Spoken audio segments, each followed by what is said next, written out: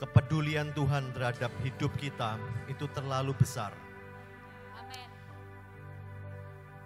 Dan kepedulian itu seharusnya membuat kita urung untuk putus asa. Kepedulian Dia seharusnya membuat kita urung untuk tidak bersemangat lagi mengiring Yesus. Karena kepeduliannya seharusnya mengurungkan niat kita untuk menyerah dan bahkan bunuh diri sekalipun. Kepedulian Dia terhadap persoalan-persoalan kita harusnya bisa melihat Tuhan sungguh mengasihi dan hidupku masih belum selesai sampai sekarang. Aku akan terus meneruskan apapun beratnya, betapapun beratnya persoalan yang menerpa hidupku. Aku akan berkata, Tuhan masih ada harapan karena Engkau peduli sama aku. Maka aku akan terus menguatkan percayaku. Kepeduliannya mengurungkan niatku untuk bercerai. Kepeduliannya akan mengurungkan niatku untuk Tuhan, aku ini memang orang yang jahat, orang yang gak bisa keluar dari lumpur dosa ini, dan aku akan menyerah selama-lamanya. Tidak, Tuhan akan mengangkat kita lagi.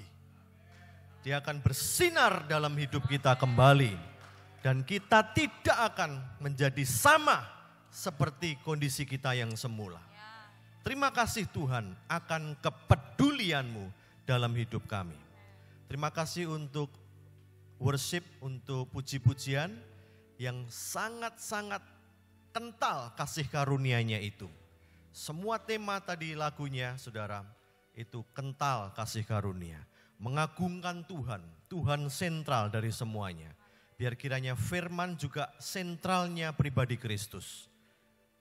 Supaya yang dipromosikan di tempat ini, diiklankan di tempat ini adalah pribadi Kristus semata, bukan kitanya. Terima kasih Bapa, aku percaya luar biasa kental kebaikan Tuhan di kebaktian kali ini. Dalam nama Tuhan Yesus kami siap mendengar dan diajar. Amin. Silakan duduk. Shalom Bapak Ibu. Thank you untuk tim worship dan semuanya yang sudah. Jadi doa saya hari ini supaya kita bisa mengenal Tuhan dan gimana mengiring Dia bukan dengan kekuatan kita, tetapi dengan memandang pada Tuhan dan dengan cara yang sebetulnya lebih enak, ya, lebih enak dan kita lebih efisien lah untuk bisa ngikut Tuhan. Soalnya kalau dengan kekuatan kita akan muter-muter terus dan gak ada ujungnya, ujung-ujungnya gagal dan gagal juga. Saudara, saya beri judul hari ini yaitu bisa ditayangkan, istirahat namun meningkat. Apa saudara? Istirahat namun apa? Istirahat namun meningkat. Ini dua hal yang bertolak belakang. Bagaimana bisa? Bagaimana bisa? Biasanya kalau mau meningkat itu harusnya apa? Penuh usaha, betul? Penuh dengan tenaga. Atau kalau mau pendapatannya lebih banyak, itu biasanya kerjanya ekstra, lembur. Lah ini kok bisa istirahat tapi meningkat. Bahasa Inggrisnya restful increase. Increase itu meningkat, berkembang, maju, naik, ya toh. Tapi restful, istirahat, santai, dengan tenang, dengan tanpa jerih payah yang seperti apa? Ya. Kok bisa? Bisa Bapak Ibu. Karena apa? Tuhanlah yang menyediakan. Amin. Karena Tuhanlah yang memang bekerja buat kita, mengkondisikan, Dia menyediakan sehingga kita bisa meningkat. Walaupun kita ini enggak sampai kerja keras sampai seperti apa, enggak. Saudara, hari-hari ini kalau kita lihat yang terjadi di sekeliling kita itu sungguh berat, ya. Saya kemarin berpikir jemaat di tempat ini juga sudah bertahun-tahun ikut Tuhan, betul? Saya sendiri juga sudah bertahun-tahun, jemaat juga sudah bertahun-tahun. Tapi masih banyak pergumulan juga, betul? Masih banyak yang pergumulan kan? Di dunia ini kalau kita tengok kanan kiri, banyak masalah-masalah. Baik usahanya, keuangannya, baik sakit penyakit, hubungan suami istri, hubungan anak-anak dan orang tua. Banyak usaha yang gulung tikar. Ya, saya kalau gambarkan, kita punya warung, kita punya toko. Kalau saya punya istilah, sing ditunggu ora teko-teko, ya. Sing pokoknya yang sing tuku ora teko-teko.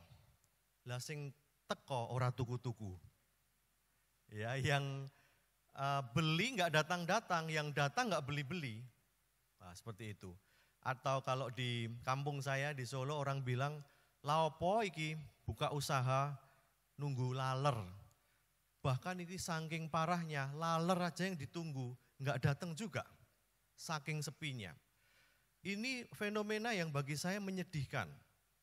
Karena kalau kita lihat warung kita, toko kita, usaha kita sepi, waduh itu sedih banget. Seperti ini gambarannya. Jadi punya usaha tapi nggak ada yang ngambus, nggak ada yang pelanggan datang untuk beli, sama sekali. Ya kita lihat ini foto-fotonya, sampai turu kabeh. Ya saking sepi ning ngelangut, sepi ngelangut. Ini fenomena Bapak Ibu. Pengeluaran akan lebih besar dari pendapatan kita. Kita juga punya masalah mungkin sakit penyakit yang nggak kunjung sembuh, nggak kunjung sembuh. Rumah tangga yang tidak harmonis, ini masih terjadi. Jemaat sudah bertahun-tahun pun juga masih saja mungkin mengalami hal-hal seperti ini. Tiap hari gegeran, ngomong opo wae keliru, ngomong apa aja bisa jadi gegeran antar suami istri. Belum persoalan pribadi. Ya, tadi kan persoalan-persoalan yang di luar, keuangan, kesehatan, suami istri. Mungkin juga persoalan yang menerpa kita sendiri. Kita mungkin kecanduan, obat, rokok, atau apapun juga yang kita sendiri susah lepas dari itu. Terlibat hubungan gelap yang susah lepas juga. Susah kalau bagi para pelajar, susah ngikutin pelajaran di sekolah. Persoalan semua itu. Ada orang yang matematikanya susah, logikanya kurang, pelajaran aljabar, persamaan, faktor, susah banget. Bagi pelajar itu juga menderita sekali loh, begitu kena pelajaran itu, mafia ya, matematika, fisika, kimia, mafia, dia sudah males banget masuk ke kelas itu. Jadi orang tidak luput dari segala macam persoalan. Kita semua menjerit. Tapi hari ini Bapak Ibu, saya akan memperkenalkan kepada kita yang tadi menjadi judul yaitu apa? Istirahat tapi meningkat. Harapannya adalah ketika kita tahu kuncinya, ngikut Tuhan, cari Tuhan dengan cara yang berbeda, maka segala persoalan tadi itu bisa terbantu. Tuhan tiba-tiba bisa membukakan jalan-jalan, amin. Di dalam hidup kita, keuangan kita tiba-tiba bisa membaik. Usaha-usaha kita itu enggak tahu gimana caranya, tiba-tiba bisa membaik, meningkat. Pelanggannya juga yang datang baik, makin besar, omsetnya juga tadinya cuma ngambil 10 kintal, dia ngambilnya bisa naik 12 kintal, 20 kintal, bahkan 100 kintal. Prospek-prospek yang susah tiba-tiba bisa terbuka. Tiba-tiba kita bisa seperti kalau yang pelajar yang susah matematika, tiba-tiba dia bisa ngerti. Oh kok gini, kok gampang ya, kok dhisik gak mudeng, saiki kok ngerti. Tiba-tiba bisa gitu saudara, terbuka. Amin, mau saudara? Dengan cara yang tidak bulat, tidak berat seperti itu. Istirahat tetapi meningkat. Itu kita mendasari di Ibrani 4 ayat 11. Ini adalah dasar, kita akan kenalkan satu hal yaitu yang namanya perhentian atau istirahat. Saudara, kita baca bersama-sama. 1, 2, 3. Karena itu baiklah kita berusaha untuk masuk ke dalam apa? Perhentian. Sekali lagi kita baca. 1, 2, 3. Karena itu baiklah kita berusaha untuk masuk ke dalam perhentian. Sekali lagi. 1, 2, 3. Karena itu baiklah kita berusaha untuk masuk di dalam apa? Perhentian itu. Saudara, ada kata perhentian atau rest. Tadi judulnya restful increase. Beristirahat, berhenti. Ya, rest tapi meningkat. Orang pikir kalau istirahat ya wis turu, tidak produktif, dia tidak bisa menghasilkan apa-apa, wong turu kok. Wong gak nyambut gawe kok. Wong meneng tok kok. Ya apa iso dodolan, ya apa iso entuk pendapatan. Wong turu kok, ya kan? Tapi ini lain.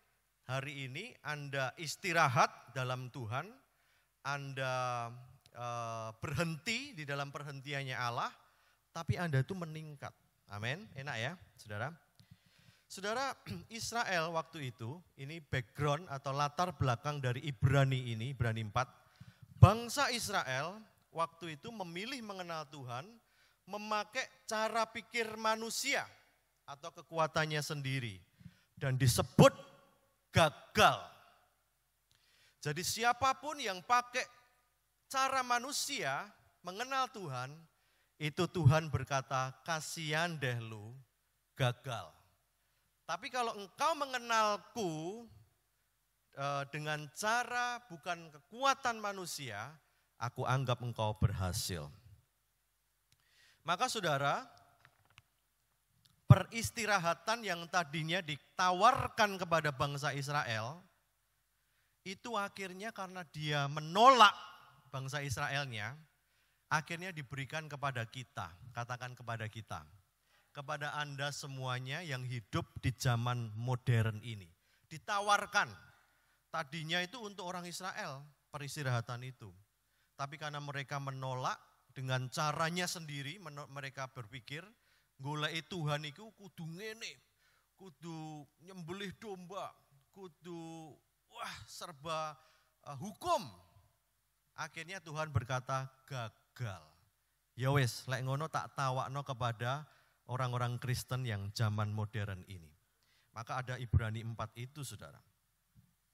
Dan rest ini berbicara mengenai kehidupan yang sekarang, saat kita masih hidup dan nyambut gawe ini, dan beraktivitas ini, juga bicara nanti rest di zaman kekekalan.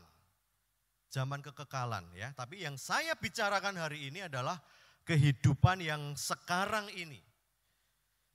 Di dalam versi Alkitab ERV, ya, Easy to Read Version, ya, itu dikatakan bahwa so let us try as hard as we can.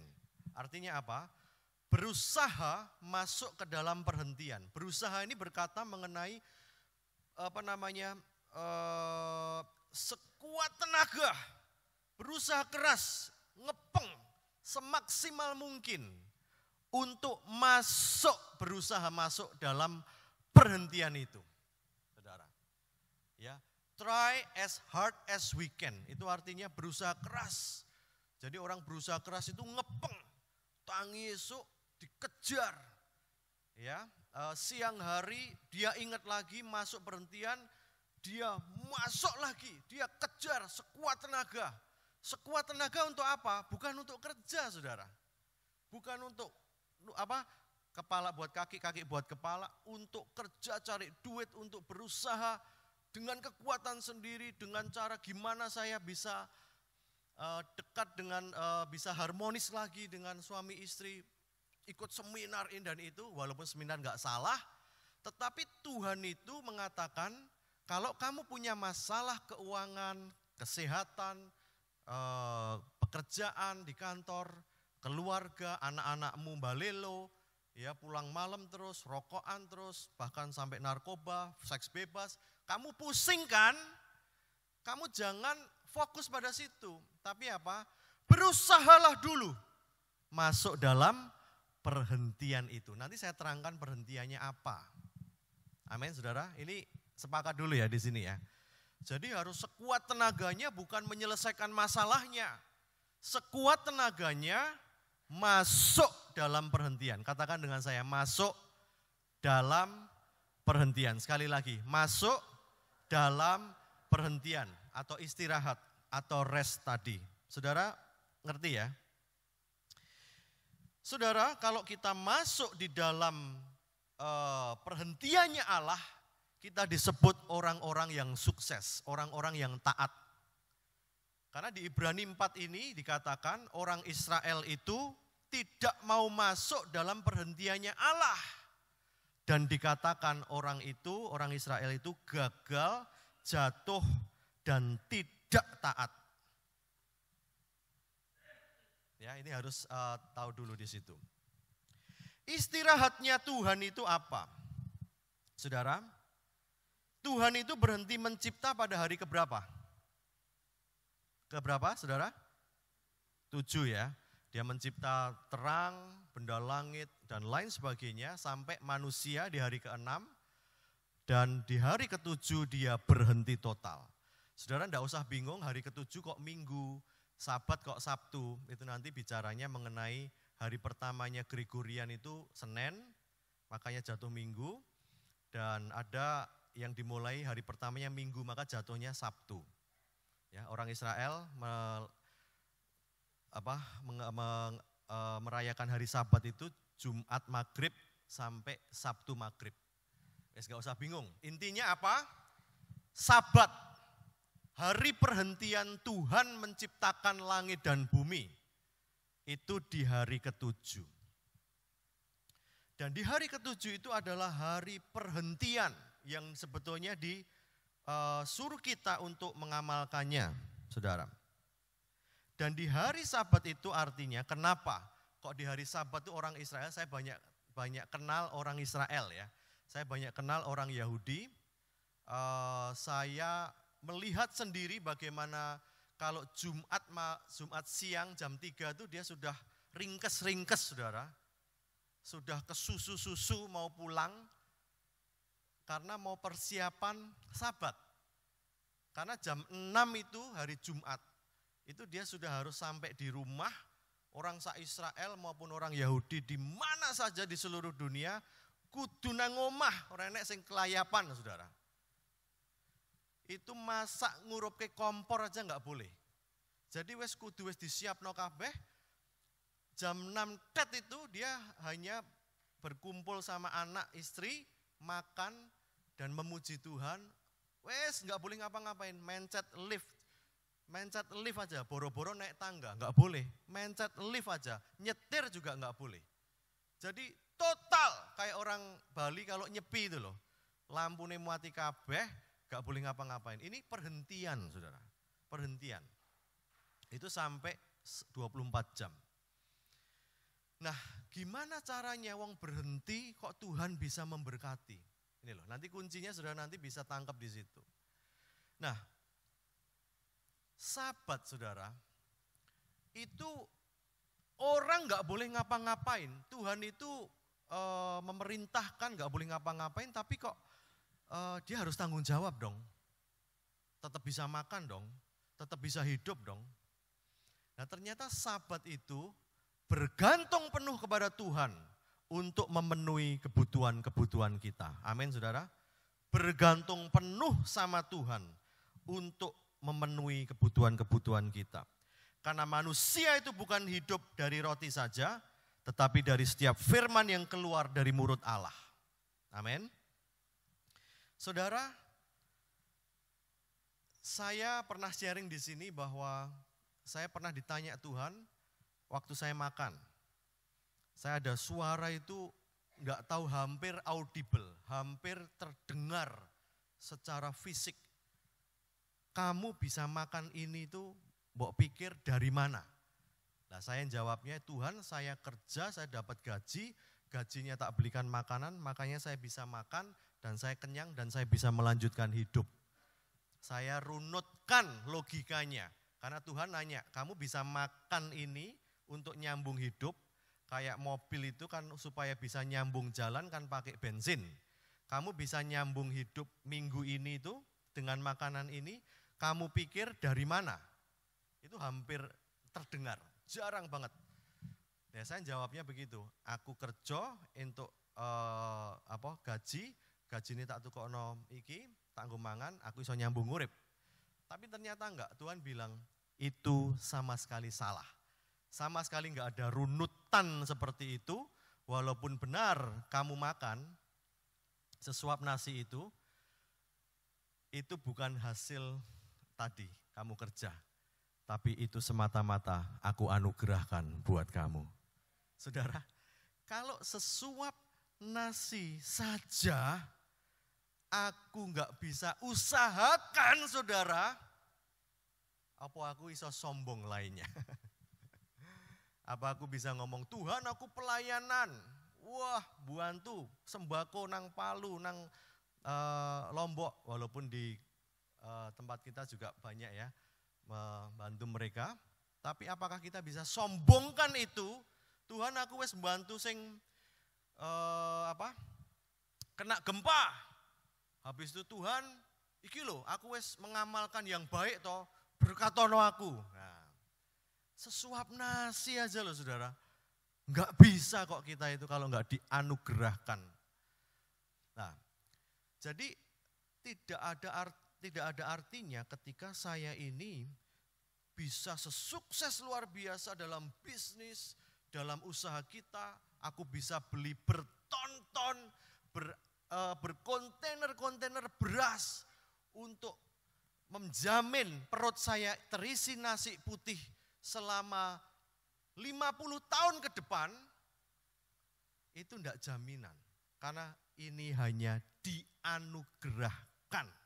Tidak ada yang aku usahakan. Amin saudara. Tetapi orang Israel tidak pernah mau mengakui ini. Dia dengan kekuatan sendiri mau mendekat sama Allah. Maka dikatakan dia gagal, dia jatuh dan dia tidak taat. Nah yang taat seperti apa?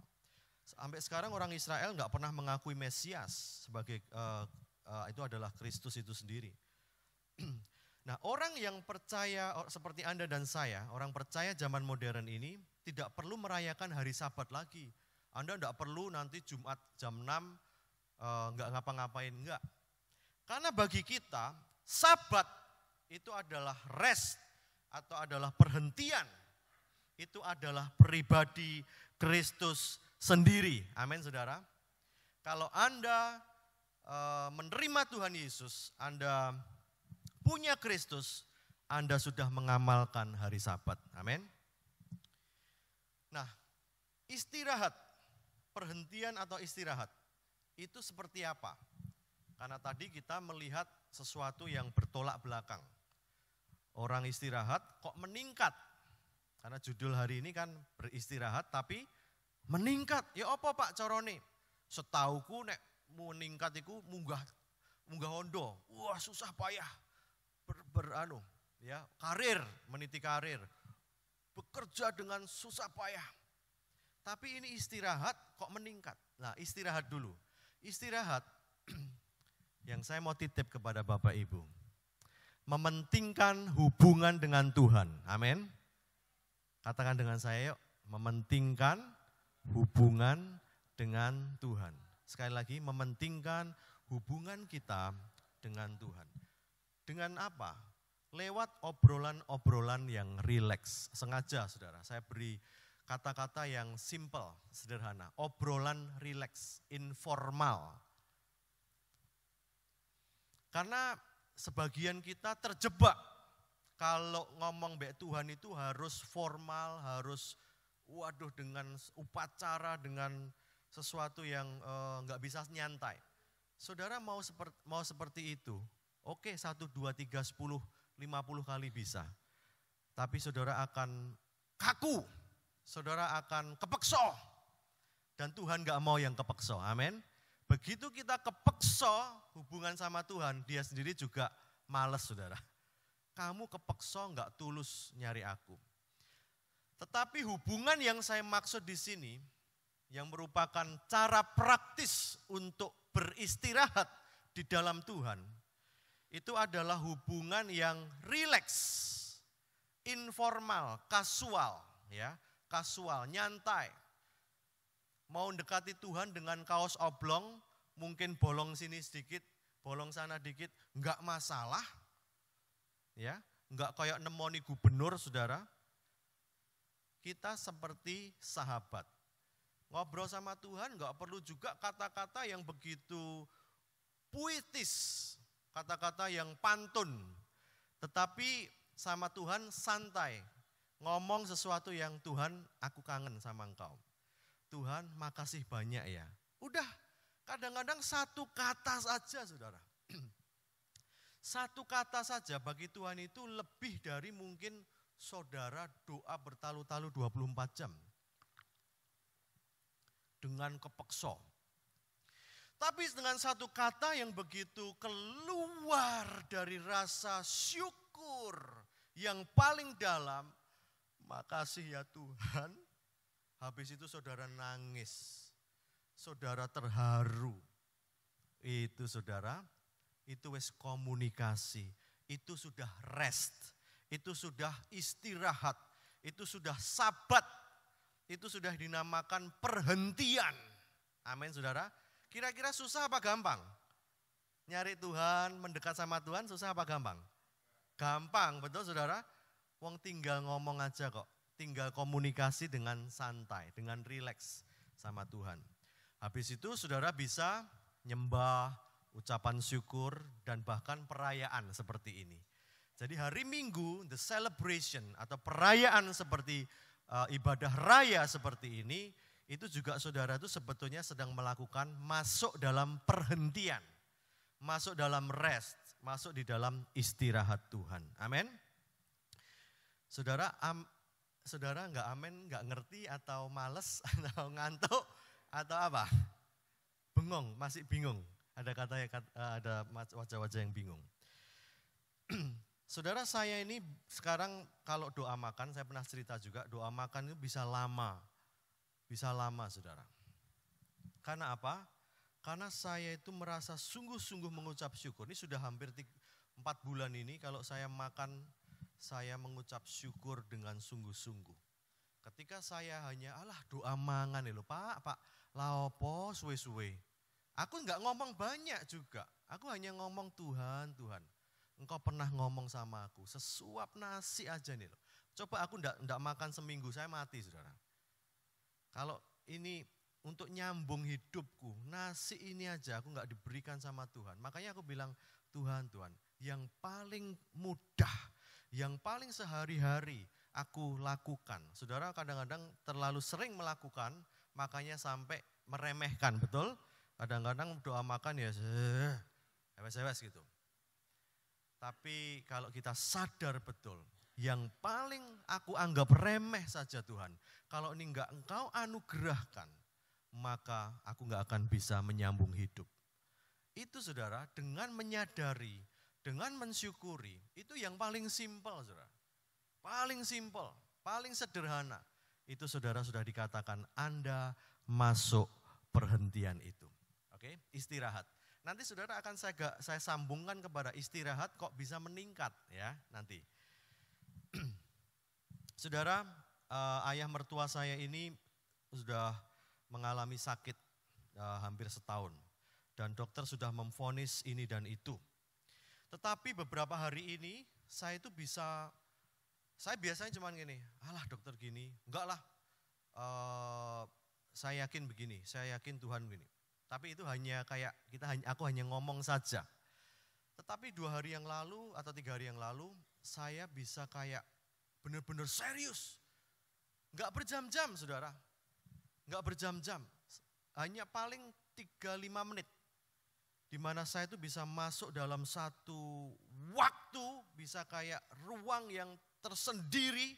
Ya mungkin zaman kayak orang Israel dulu kalau dia pakai ada istilahnya gitu, tudung begitu, dia bisa diam tiba-tiba di satu tempat, dia bisa berhenti 5 menit, itu tuh dia bisa kontak, dia bisa waktu pribadi yang begitu pribadi dengan Tuhan.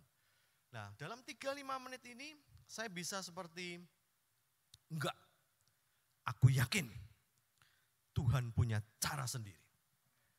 Tidak ada yang namanya vonis itu semuanya. Bisa gitu ya. Hasilnya apapun saya tidak tahu.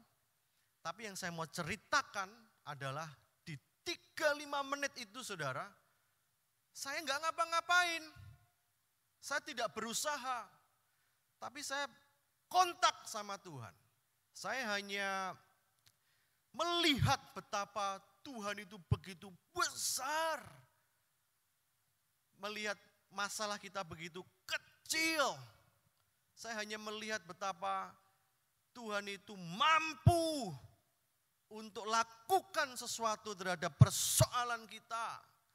Dan sampai saya itu tertransformasi, metanoia, bertobat dari cara pikir yang ngikut omongannya orang, dokter, tante saya, bahkan istri saya sendiri yang seolah-olah sudah angkat tangan, anaknya yang sakit. Semua kan kayaknya sudah mengaminkan vonis itu. Tetapi satu suara Tuhan mayoritas, amin. Dan saya ada satu keyakinan yang beda. Nah itulah yang saya katakan istirahat saudara, amin. Perhentian. Jadi ikut Tuhan itu sing penting bukan kuantitas tetapi kualitas. 3 menit tapi lek kamu bisa bertobat. Pertobatan itu adalah pembaharuan akal budi, saudara. Metanoia itu dahsyat, saudara, kekuatannya. Amin, amin, saudara. Itulah istirahat. Karena apa, saudara? Nah, makanya saya katakan rest itu adalah memprioritaskan hubungan. Katakan dengan saya hubungan. Bukan berusaha memenuhi syarat-syarat hukumnya. Nah ini yang selalu kita keliru. Makanya kita kesel dadi wong Kristen. Tuhan seprono seprene aku melu Tuhan. Medot rokok gak iso-iso. Seprono seprene aku melu Tuhan. Iya toh? Ngampuni gak iso. Karena apa saudara? Kekuatan sendiri. Ditelen. Tidak menyerahkan kepada Tuhan. Dengan cara beristirahat, melihat. Ya nanti ini memang agak susah untuk dijelaskan. Tapi apa? Aku minta Roh Kudus untuk menerangi ya batin Anda dan saya sendiri.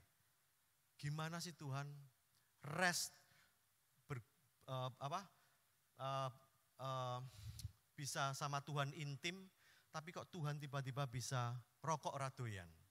Tiba-tiba penyakit bisa berangsur-angsur sembuh. Tumore iso ceblok. Tiba-tiba aku ngampuni wong sing buencek nopol. Iso. Aku berintim sama Tuhan. Kok tiba-tiba aku bisa medot kekasih gelapku. Ya. Itu gak bisa diterangkan. Tapi ya tuh saudara ikut saja. Karena ini memang seperti ini. Ya. Jadi bukan berusaha memenuhi syarat dan hukum-hukumnya dengan kekuatan sendiri. Saudara saya kasih contoh hukum yang terutama tapi yang kedua. Yang terutama dan pertama adalah kasihlah Tuhan Allahmu. Hukum yang kedua tapi juga sama-sama utamanya kasih sesamamu manusia seperti dirimu sendiri. Ini sama loh derajatnya sama yang pertama. Ngasih Tuhan, baik ngasih sesama itu ditimbang sama Tuhan, waduh. Dan dikatakan apa? Di kedua hukum ini tergantung seluruh kitab Taurat dan kitab para nabi. Tergantung. Wabeh, jangan berzina, jangan mencuri, hormati ayahmu, ya toh. Sabat, jaga hari Sabat, wabeh. Dan yang lain sebagainya, itu gandolnya sama kasih Tuhan dan kasih sesama. Berarti apa? Kasih sesama itu penting banget, betul saudara? Saudara bisa nggak kira-kira sampai nanti akhir zaman, sampai kiamat, saudara bisa mengamalkan sila kedua ini. Hukum kedua yang terutama. Artinya apa? Kasih sesamamu, pamannya saya sama pastor, kasihlah pastor sesamamu seperti dirimu sendiri. Berarti apa? Seperti diriku. Aku mangan enak apapun, pastor kudu mangan yang sama. Aku punya jam bagus, pastor juga minimal harus punya yang sama. Aku punya rumah ini, pastor harus punya. Apapun yang aku punya, minimal pastor harus punya yang sama. Dan ini baru satu sesama. Belum sesama, belum Jomes, belum Yosafat, belum yang lain, belum teman saya di kantor, belum keluarga saya, belum yang lain. Berarti apapun yang saya punya, saya pakai, sesamaku harus punya. Kira-kira bisa enggak saudara? Ngamalkan ini loh, hukum ini aja deh. Orang bisa ngomong harus taat, harus ini, harus itu. Kalau enggak masuk neraka.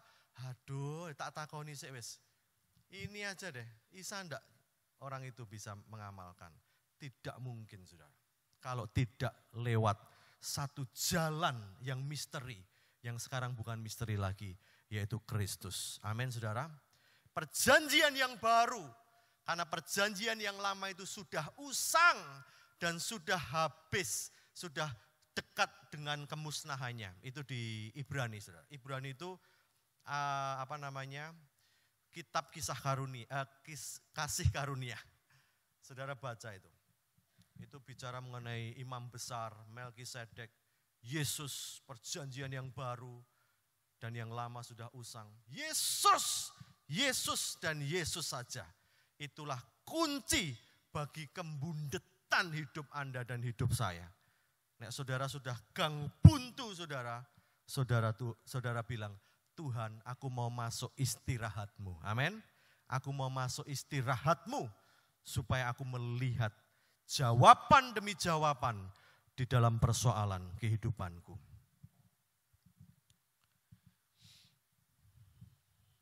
Saudara, istirahat itu juga menjalin hubungan dengan anggota keluarga dan yang lain. Anggota keluarga. Karena tadi adat istiadat orang Yahudi tadi, dia makan dengan istri dan anak-anak. Dan anak-anaknya itu biasanya didoakan satu persatu. Makanya apa? Doa ayah itu luar biasa. Sampai sekarang saya masih mendoakan anak-anak saya. Dan buktinya 20% orang sukses, orang kaya di dunia ini orang Yahudi saudara. Lepas dari percaya Kristus Mesias atau tidak, Tuhan tetap terikat kepada janjinya bahwa kalau dia melakukan seperti itu diberkati. Sutradara film, orang-orang yang menguasai Wall Street itu pasar bursa saham di New York yang mengelola uang puluhan ribu triliun saudara. Triliun itu nole wes 9 tambah 4 nole 12 saudara. Itu yang ngelola itu wong-wong Yahudi. Berangkat dari apa? Sebuah kultur orang tua memberkati anak-anaknya. Sebagaimana juga gembala sidang memberkati kita, itu juga luar biasa pentingnya.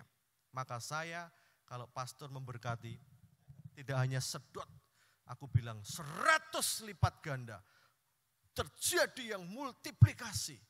Segitu saudara. Karena saya tahu berkat daripada otoritas kepala keluarga, gembala suatu sidang jemaat, besar kuasanya. Amin. Kalau saudara doa berkat itu sedotan saudara. Itu luar biasa. Itu bekal hidup kita seminggu, sebulan, setahun ke depan. Amin. Ya ini istirahat itu juga menjalin hubungan dengan keluarga dan kolega. Istirahat fisik juga perlu. Kalau saya boleh rumuskan hidup ini, satu hal yang utama untuk menjaga kesehatan rohani adalah intim dengan Tuhan. 4 hal yang utama untuk sehat jiwani dan jasmani adalah apa? 1, jaga makan, 2, olahraga, 3, minimalkan stres, yang keempat, istirahat yang cukup.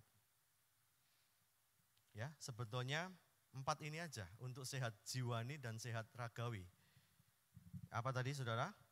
Jaga makan, pola makan, bukan yang gorengan terus, jeruan, binatang kaki 4, ya kan? Olahraga, minimalkan stres dan istirahat cukup. Tapi orang tahu ini, tapi tidak dilakukan. Makanya dokter dan rumah sakit terus dibangun, saudara. Karena tidak cukup menampung orang yang sakit. BPJS anggotanya makin banyak. Karena apa? Wis ngerti tinggo sehat iku 4 tadi, tapi tetep aja dilanggar. Nah itu, ngelanggar itu aja juga sudah hukum Tauratnya saudara enggak lakukan loh. Gimana mau sombong? Saudara, tetapi intinya apa? Saya hanya bilang istirahat fisik pun juga ternyata perlu. Ya, istirahat.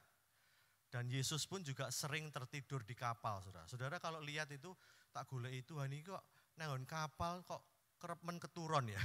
Di berbagai kesempatan, di buritan, di perahu, di mana itu sering keturun. Tuhan pun juga rest secara fisik. Saudara, nah sekarang masuk. Istirahat itu bukan berarti nganggur. Katakan dengan saya, bukan nganggur. Sekali lagi katakan kanan kiri, bapaknya. Gak nganggur pak, gak nganggur. Tiwa seneng, Pak Kahan ngajari kongkon istirahat. Tak turu wae seminggu ngetuk, ya toh. Engko nek bapake molor, tangine jam 12 awan, lah minggu diajari kongkon istirahat ya, aku istirahat. Tuhan kan apa tuh? Tuhan memberkati pada saat tidur ya kan. Tapi itu firman itu sebetulnya Tuhan memberi tidur kepada orang-orang yang mengasihi Tuhan. Memberi tidur, bukan diberkati pada saat tidur. Bisa juga Tuhan memberkati pada saat tidur. Amin saudara. Ada dua pengertian. Tetapi intinya istirahat itu bukan nganggur. Bukan berpangku tangan atau bermalas-malasan. Karena di dalam Amsal itu dikatakan bahwa orang malas akan kelaparan dan atap rumahnya akan runtuh dan rumahnya akan bocor. Jadi sama sekali firman gak mungkin bertolak belakang. Istirahat di sini bukan nganggur, bukan berpangku tangan atau songgowang. Saudara, malas-malesan dan tidak berkarya sama sekali. Tetapi istirahat itu adalah membuat Allah itu segala-galanya. Amin. Tadi loh, memikirkan kebaikannya, bersekutu dengan Dia, waktu yang berkualitas, bersyukur, memuji Tuhan, memberi perpuluhan, memberi persembahan, enggak kepeksa loh ya saudara, tapi dengan kerelaan. Saudara kalau memberi perpuluhan persembahan, wow, perpuluhan meneh, itu saudara, nek, itu mendingan enggak ngasih. Karena apa? Mendingan saudara memberi sedikit tapi rela. Tetapi dengan sebuah kerelaan. Saudara, membuat Allah itu segala-galanya. Terus mengucap syukur dan mengagungkan Dia dan lain sebagainya. Karena apa? Kenapa mengucap syukur? Karena sadar seperti worship leader tadi katakan, karena dosa-dosa kita sudah diampuni. Maka Dia akan melakukan yang semaksimal mungkin dalam pekerjaannya maupun di dalam Tuhan. Amin saudara.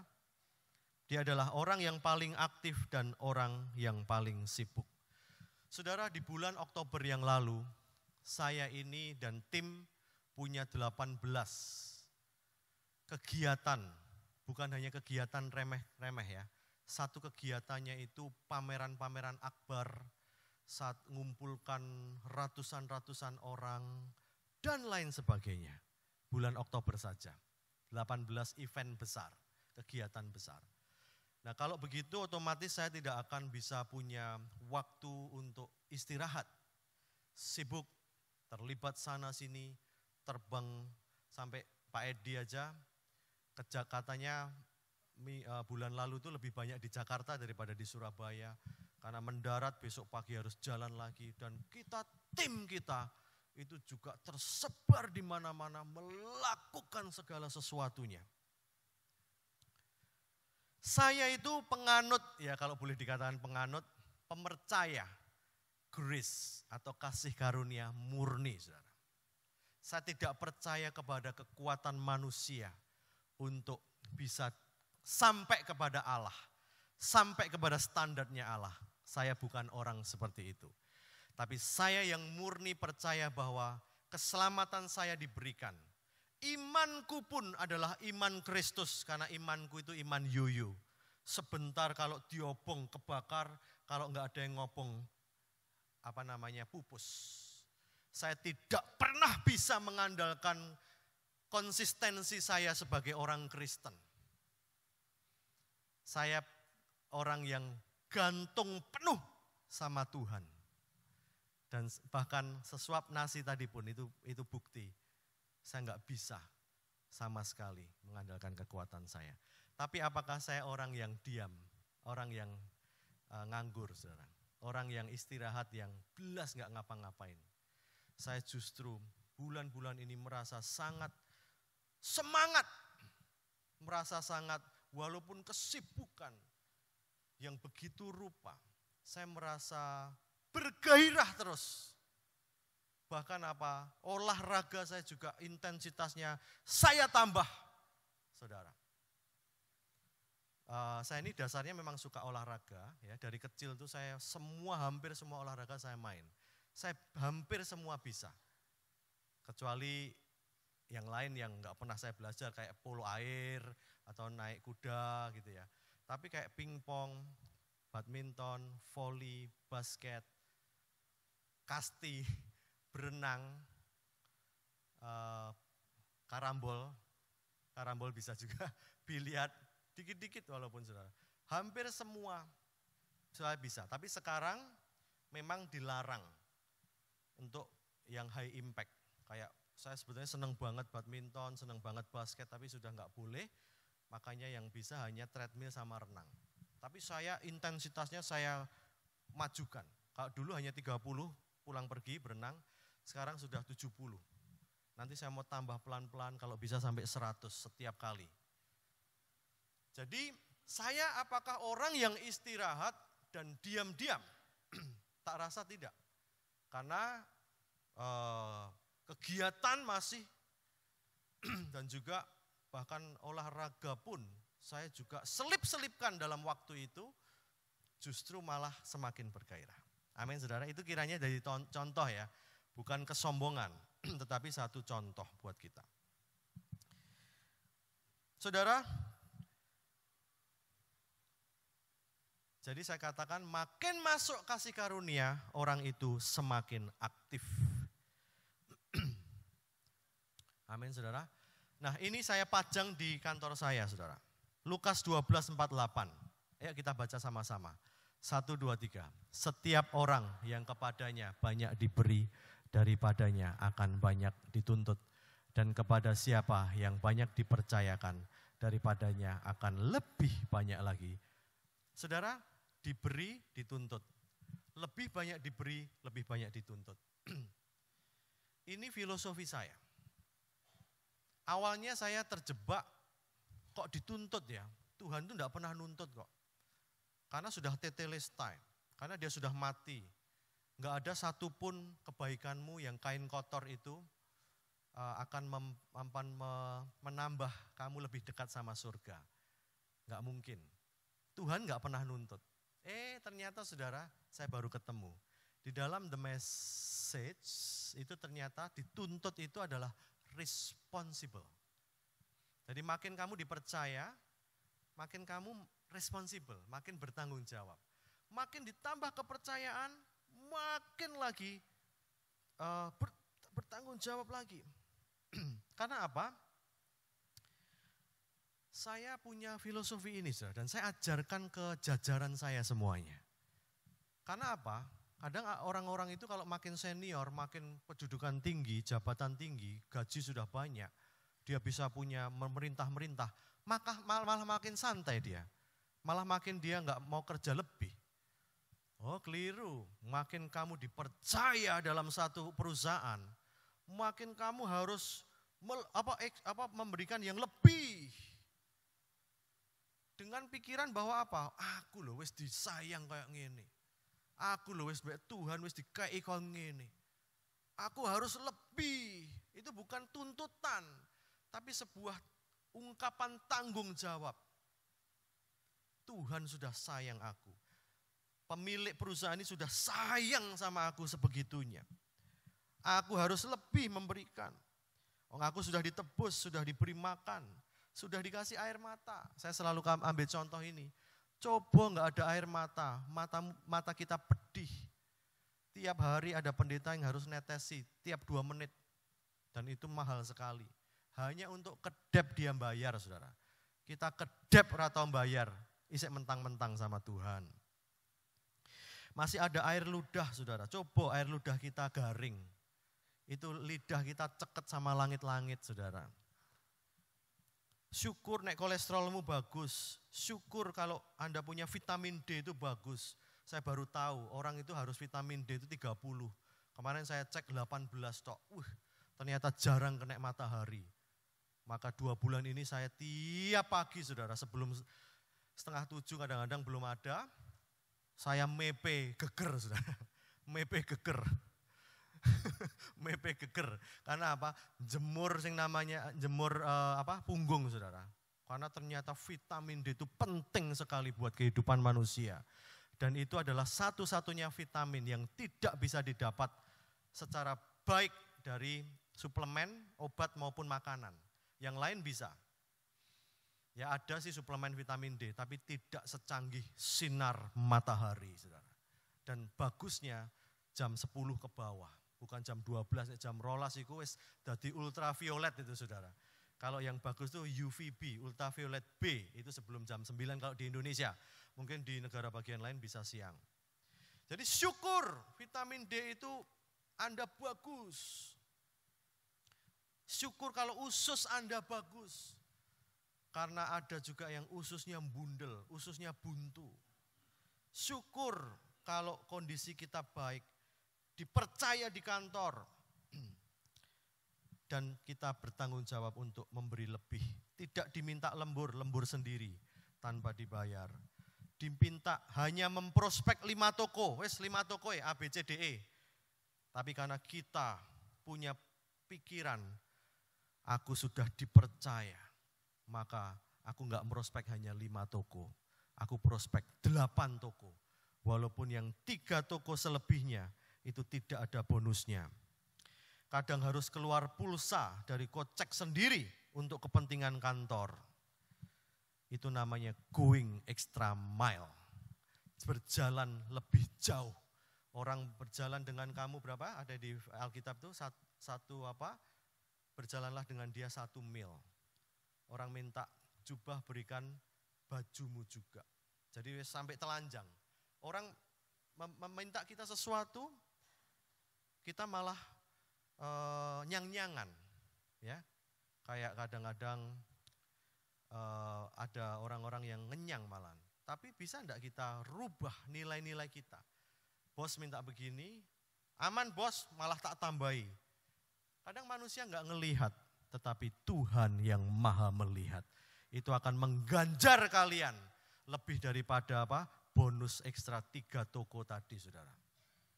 Itu namanya orang yang ngerti kebaikan Tuhan dalam hidupnya. Masuk dalam rest, masuk dalam istirahat, masuk dalam perhentian, syukur sama Tuhan.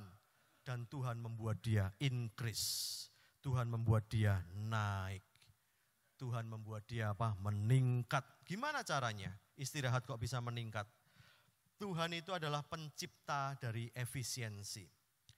Efisien itu adalah orang yang melakukan sedikit, tapi hal yang penting, tapi hasilnya besar. Orang menyebutnya sebagai hukum Pareto ya, tapi saya gambarkan seperti ini. Yang merah sebelah kiri itu 20%. Yang kuning sebelah yang kuning sebelah kiri itu 80%. Itu yang kita lakukan. Yang sebelah kiri itu yang kita lakukan. Yang merah itu 20%, sidik 1/5. Tapi yang penting. Nek sing kuning sebelah kiri itu yang kita lakukan sing remeh-temeh, sing enggak penting, sing kurang penting. Tapi yang sebelah kanan, saudara, yang kuning sebelah kanan itu adalah 20% hasil. Tapi yang merah atas sebelah kanan itu hasil juga, tapi besar 80%.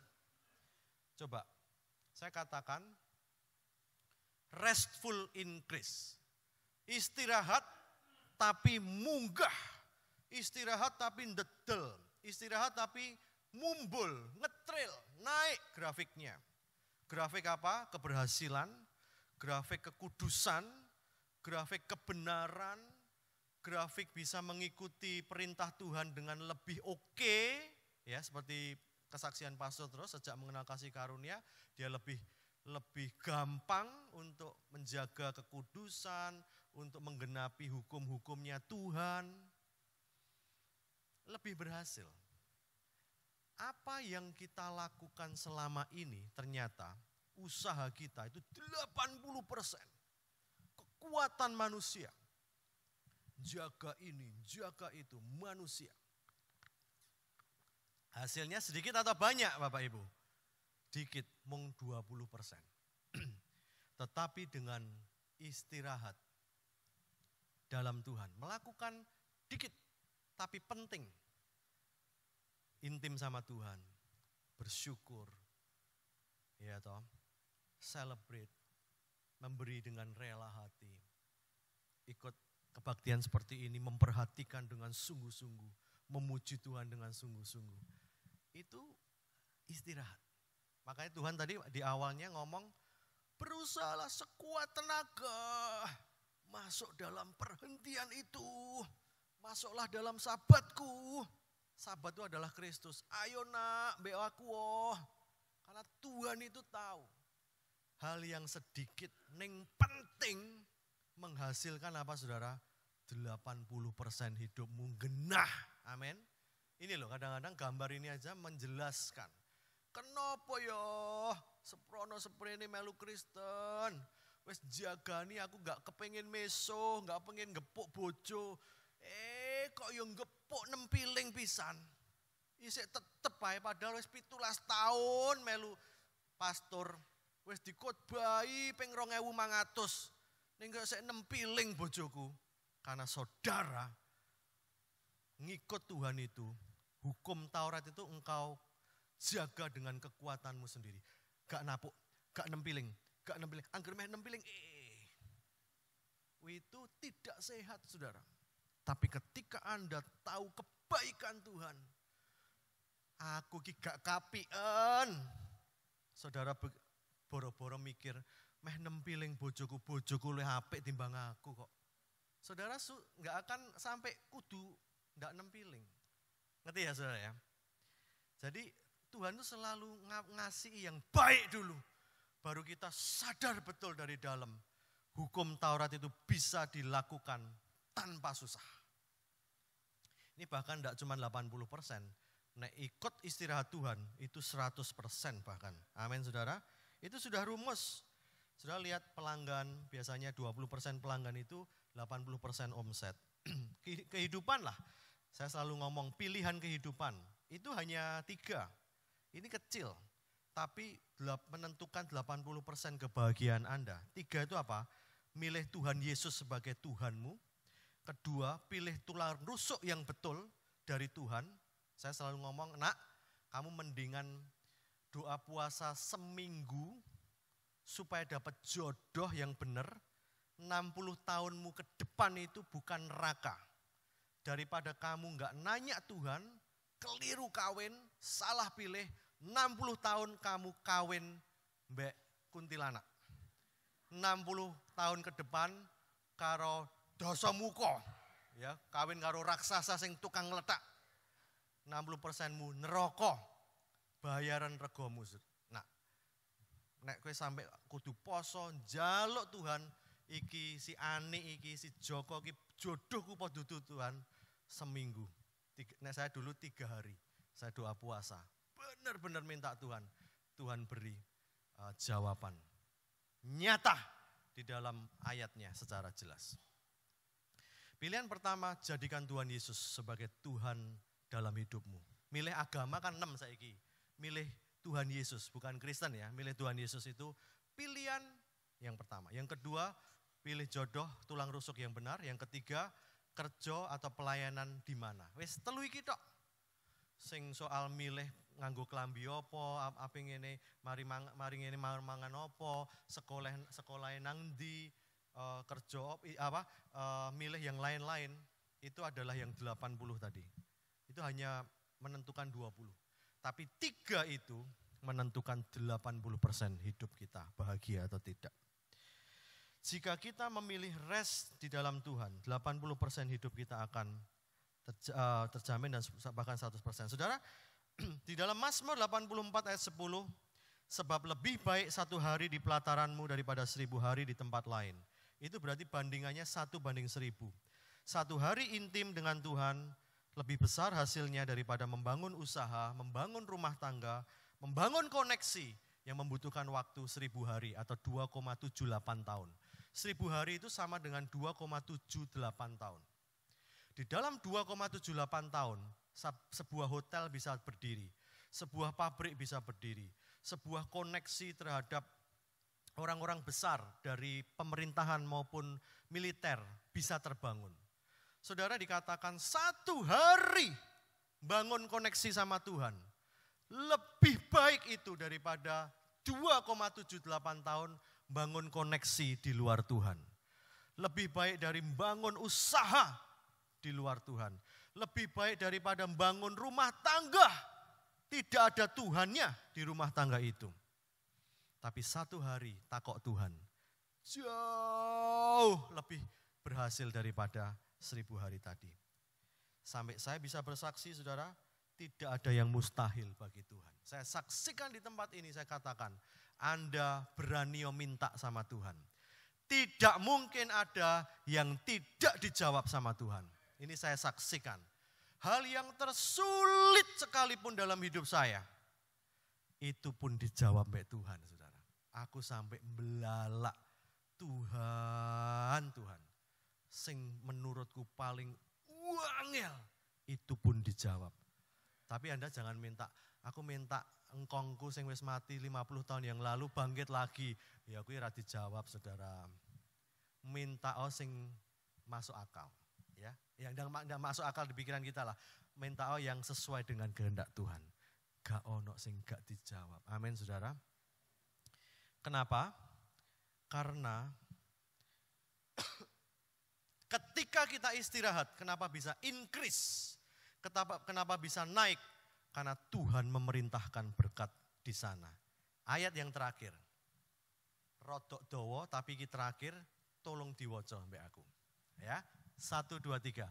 Apabila kamu bertanya, apakah yang akan kami makan dalam tahun yang ke-7 itu?